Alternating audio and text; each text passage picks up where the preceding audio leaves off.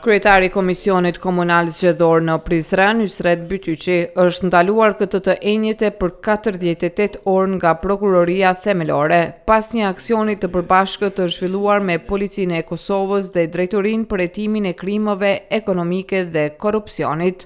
Sipas organeve të rendit, ndalimi lidhet me dyshimet për parregullsi gjatë procesit të rinumërimit të votave në qendrën e numërimit dhe rezultateve dhe qendrën komunale të numërimit në Prizren. Avokati i tij, Blen Xhini, pas përfundimit të intervistimit të klientit, deklaroi se Bytyqi po dyshohet për vepër penale për shkak të mosveprimit, respektivisht për mosreagim ndaj parregullsive të dyshuara nga subjektet politike. Megjithatë, klienti im ka deklaruar se nuk ka pasur asnjë ankesë nga ndonjë subjekt politik që do të obligonte të ndërhynte apo të afrohej në qendrat e votimit, ku pretendohet se kanë ndodhur këto parregullsi, tha Xhini.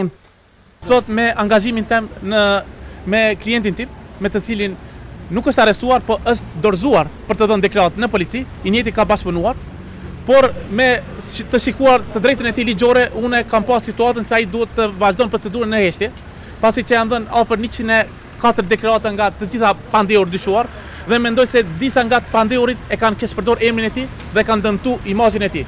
Por detyra e Njësretit është ekzekutive dhe është e lidhur me KQZ-n.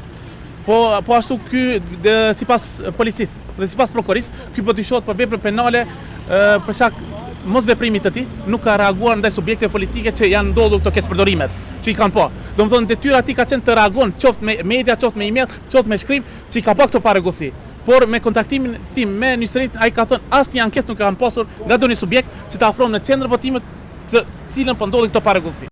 Ai shtoi se ndalimi 48 orësh është ende në fuqi, ndërsa intervistimi ka përfunduar dhe tashmë po pritet vendimi i kryeprokurorit lidhur me hapat e mëtejmë procedural.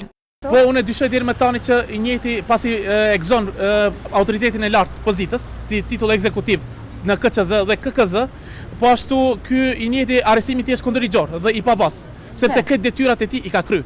Asnjë ankesë nuk ka nga subjektet politike se ky duhet me reagu. Parregullsit ky nuk i ka parë dhe nuk ka pasur ankesë qoftë nga ndonjë subjekt, PDK-s, AK-s, LDK-s që t'ju drejtohet ti, se ky menjëherë ka shumë drejtu.